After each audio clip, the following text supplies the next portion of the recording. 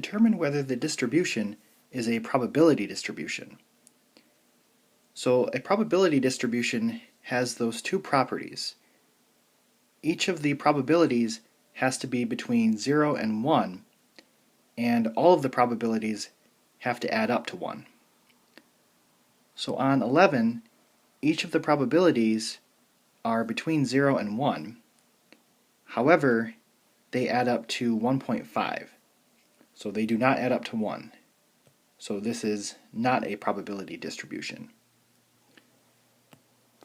On question 12, the probabilities do add up to be 1.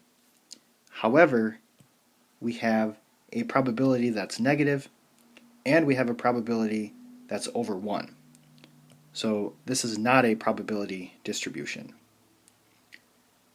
And then on 13, these add up to 1, and each of the probabilities are between 0 and 1. So yes, this is a probability distribution.